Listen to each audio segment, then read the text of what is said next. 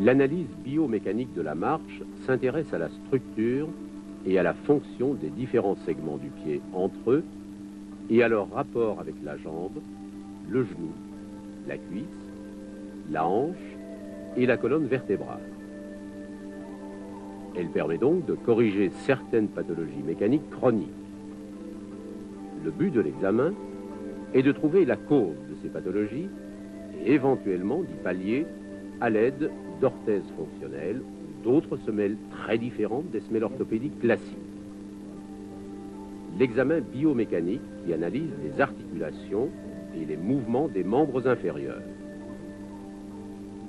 Les mesures obtenues nous renseignent sur la mobilité et la direction des principales articulations du pied et du membre inférieur. Elles nous donnent le nombre de degrés d'écart par rapport à la position idéale ainsi que d'éventuelles compensations. Il débute par un examen palpatoire des structures du pied vers les segments sus-jacents et permet de repérer les zones douloureuses. Après avoir tracé les axes, nous testerons successivement 1. La mobilité des premiers rayons, puis celle des autres métatarsiens entre eux. 2. Les tiroirs sous-astragaliens ainsi que ceux des genoux. 3. Les rotateurs internes et externes des hanches. 4. L'éventuelle asymétrie des membres inférieurs. 5. Les tensions musculaires et ligamentaires.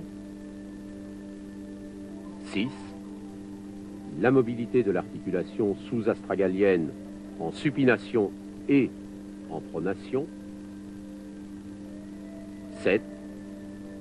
La position de l'articulation médiotarsienne par rapport à l'articulation sous-astragalienne en position neutre. 8. La flexion dorsale des chevilles pour tester les jumeaux jambes tendues et les soléaires genoux fléchis.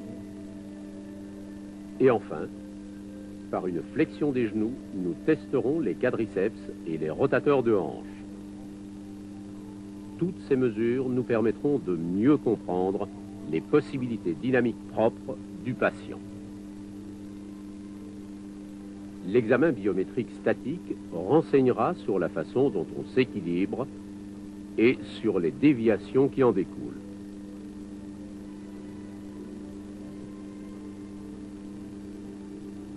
Étant donné que les pieds nous servent aussi de fondation, un léger déséquilibre unipodal entraîne des déviations compensatoires au niveau sus-jacent.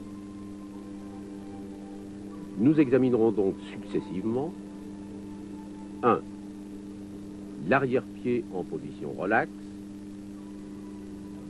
2. L'angle tibio-tarsien.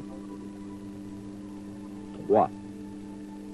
La position des genoux, du bassin. 4. L'alignement du rachis dans les 3 plans.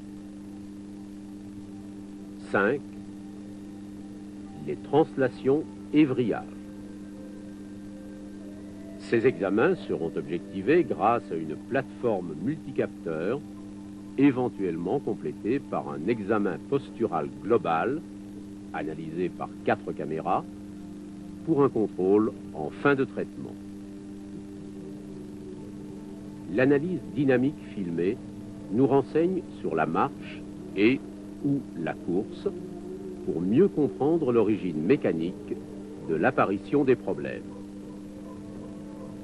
Nous observons le patient en dynamique lors de la marche, voire de la course, sur un tapis roulant. L'analyse vidéographique nous permettra, grâce au ralenti, d'observer l'angle du pas en rapport avec les tensions des rotateurs de hanche, de pratiquer un examen précis des mécanismes d'amortissement, d'observer la position du calcanéum avant ainsi qu'au moment du contact talon, les pronations, voire les supinations lors de la phase d'appui, de la propulsion au décollement du talon. Dans les 3 plans de l'espace, on verra également l'évolution d'éventuelles rotations du tibia, la mobilité des rotules et leurs répercussions sous-jacentes. Le but est de mieux comprendre la genèse mécanique des dysfonctions et de nous renseigner sur l'intervention de la correction optimale.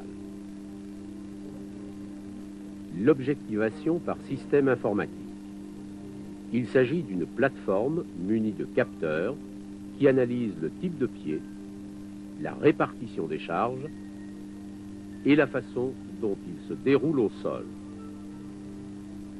La plateforme multicapteur analyse A.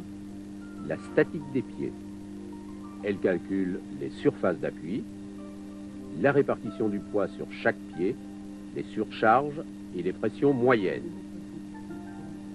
La visualisation du centre de gravité sert de résultante à la posture globale du patient. B. La dynamique des pieds. Elle analyse l'évolution du centre de poussée lors du déroulement du pas. Elle permet l'observation des contraintes mécaniques lors des différentes phases du pas.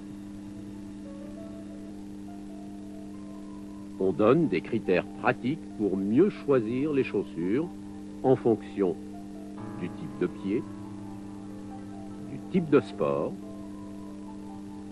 du type de déroulement des phases du pas. Les semelles sur mesure sont propres à chaque cas. Elles se différencient des semelles orthopédiques classiques au niveau des matériaux, plus légères, plus fines et cependant plus résistantes. Elles prennent aussi moins de place. Elles sont conçues pour la dynamique. Il en existe plusieurs sortes. Des semelles de compensation complète si nécessaire pour une vraie asymétrie des membres inférieurs. Des semelles de confort pour soulager des zones surchargées. Des semelles de posture et des semelles de type orthèse fonctionnelle, un moyen mécanique permettant au pied de se rapprocher le plus possible d'une fonction idéale afin d'éliminer toute compensation durant le déroulement du pas.